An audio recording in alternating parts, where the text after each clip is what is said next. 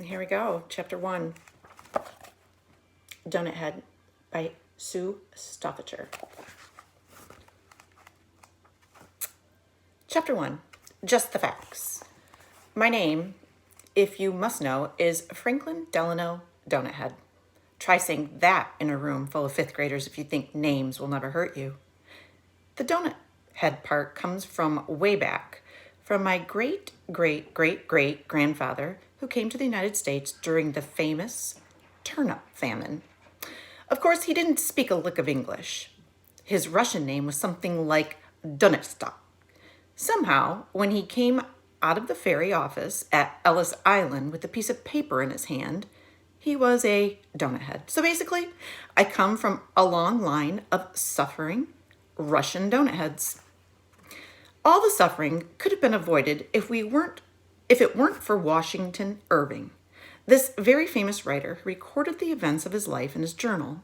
One day, he wrote about these little balls of sweetened dough he liked fried up in hog fat. He called them dough nuts. Because, you see, the very first doughnuts were shaped like lumpy brown walnuts. If only he'd stuck with the name the Dutch people gave them. They were the ones who created them anyway. They called them oliekoeks. If he had called them oliekoeks, my life would have been very different, I assure you. Then again, with my luck, I would have been named Franklin Delano Oliekoek Head. My mother is a major fan of our 32nd president. She likes to listen to the radio addresses that Franklin Delano Roosevelt gave when he came into office during the Great Depression.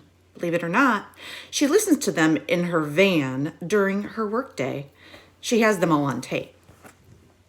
If FDR could rise above a life-threatening illness to become president of the United States, then you should be able to rise above the curse of a name like Donut Head to at least play third base for the New York Yankees, my mother says. I think this is very unfair. Your mother gives you a name when you're all red and screaming and you have a pounding headache. You're not really in a position to question the future situation. Now that I'm 11, I have pretty much accepted my life. I'm a Russian donut head who's named after a great handicapped president. In some twisted way, this all makes sense because, you see, I too am handicapped. Yes, one side of my body is shorter than the other. My mother says this is my imagination, but I'm here to tell you that a tape measure does not lie. Maybe you're just growing from side to side, she says. One side first, and then the other. While this may be possible, I think it's highly unlikely. I have found no evidence to support this theory. Currently, there is an 0.8 of an inch difference between my left arm and my right arm, and a 0.4 of an inch difference between my left leg and my right leg.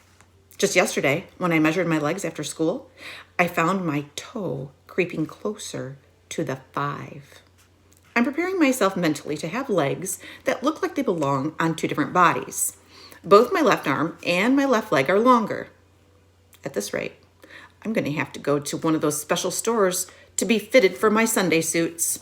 Soon, I'll be buying shoes with one high heel. All my mother cares about is how this will affect my ability to play third base for the New York Yankees. I keep telling her that with my athletic ability, I'd be lucky if they hired me to chalk out the field. I think it's so pathetic how parents are always trying to transfer their dreams onto their kids. So far, I've just focused on staying alive. If I didn't know there was an astonishingly high probability that I would live through each day, given my age, general health, and relatively high standard of living, I would not get out of bed in the morning. I avoid motor vehicles whenever possible. According to the National Safety Department, this is by far the most likely way to die as a kid.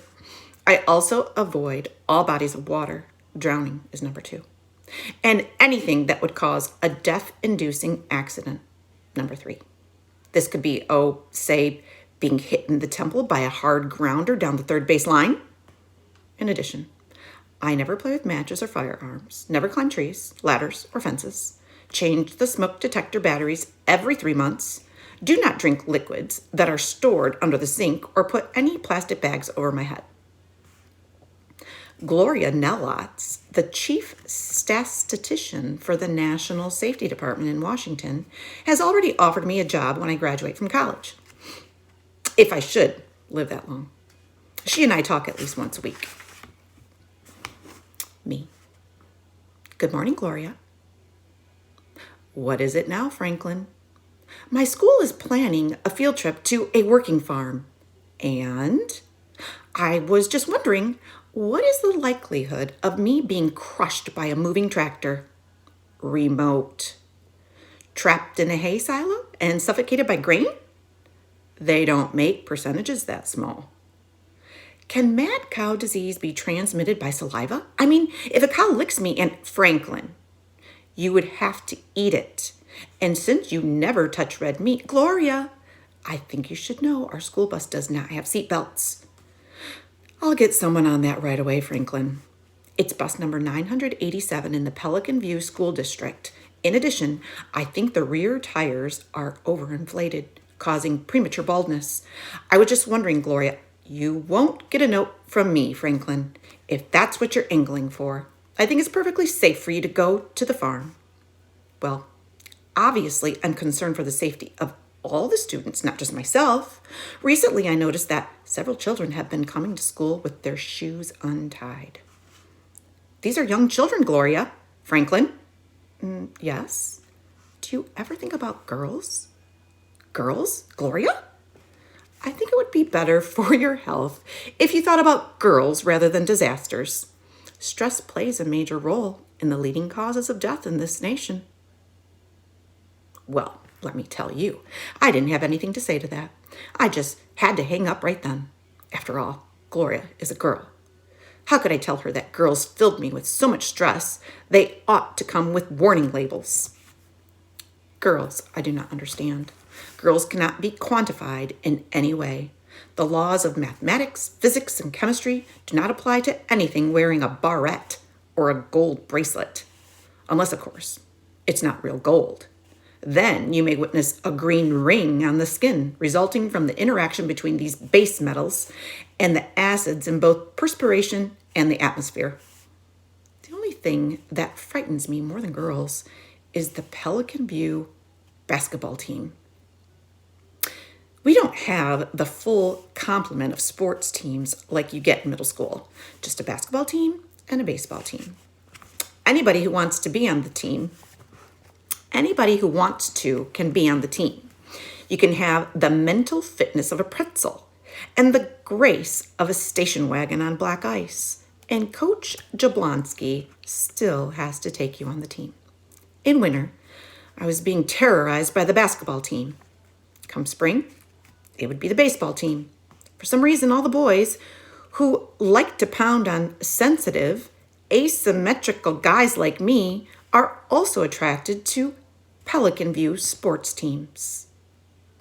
I want you to stop and underline that word, asymmetrical. Let's go. There was one other factor in my safety profile that I should mention. I am fatherless. My mother is husbandless. This is both devastating and out of my control. I have mentioned to my mother that coming from a single-parent home puts me at a disproportionately high risk for all sorts of life-threatening behaviors like alcohol and drug abuse, depression and anger management issues, and being abducted by kidnappers on the rare evenings she has to work late. When I ask her what she intends to do about this, my mother gets rather testy. Franklin, you gave a medical questionnaire to the last guy, remember? At the door. The medical questionnaire was for the mechanic she met on the internet. I thought it necessary to take a few precautions. Normally, a brief interview is sufficient. I cannot understand why you object to learning about a person's overall state of health, I said. We were having dinner together, and it was my turn to be chef. I'd chosen a dish composed mostly of dark orange and green vegetables for their antioxidant properties. Though I'd made it myself, my mother was dissecting her serving as if it were a frog she'd found flattened at the side of the road. When the Lepners bought their dog, I continued calmly, they had a licensed veterinarian check his eyes, his legs, even his hips. The way I see it, a father is an investment. You don't want to put all your energy into getting one and then have him keel over from a heart attack 2 years down the line. My mother flipped over a slice of sweet potato and inspected the underside. For your information, I'm not looking for a father, and I'd rather leave some things to chance, to, I don't know, the great unknowable. She skewered her sweet potato and popped it into her mouth, grimacing. And the Lepner's dog got run over by the recycling truck, in case you've forgotten. Unfortunately, this was true, and it did not strengthen my argument. The Lepners lived next door to us. Bernie Lepner was my full-time neighbor and my sometimes I have to play with you because my mother says so friend, which meant I had to go to the funeral, which was held at a pet cemetery. Needless to say, I bathed in a hydrogen peroxide solution when I got home. I think we should give the health inspector another chance, I said, trying to steer the conversation back to the subject of suitable fathers. My mother got up from the table and began energetically scraping her casserole into the garbage. He had blue lips. I wasn't attracted, she said. Is that all you can object to? You're a girl, for heaven's sakes. You should know we can change that. Look, Franklin, when you're ready to date, you can choose girls however you want. You might buy them wrapped in plastic from Toys R Us for all I know.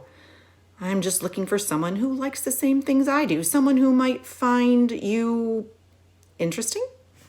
She opened the fridge, pulled out a container of yogurt and an apple, and sat back down with me. I tried hard not to let this injure my culinary pride. Stop and underline culinary. And yes, I want someone I'm attracted to. There was a long silence while she sawed her apple into slices and spooned yogurt over them. Do you think my real father has children by now? I asked. Now, don't go calling him your real father, Franklin. He didn't want to be a father. He was a sperm donor. But he might be a father now. And the Lepner's dog might be alive with a litter of puppies. Baron was a male. You know what I mean. Unfortunately, I did know what she meant. My mother meant that some questions have no answers. Of course, I had a father. Everyone does. But I also didn't have a father, because the man whose genes were coursing around inside me had never met my mother, and he'd certainly never met me. I probably had a couple dozen half-brothers and sisters too, maybe even here in Pelican View. And he wasn't their father either. Come to think of it, I hope they keep good records at the sperm donor clinic. Those half-relatives will come in handy in the event that I need an organ donation someday. That was chapter 1. So you underlined 2 words, and one was on page 5, asymmetrical. So I want you to find the definition for that. And then the second one was on page 7, and that was culinary. And I want you to find the definition to that. Okay? All right. We'll talk later.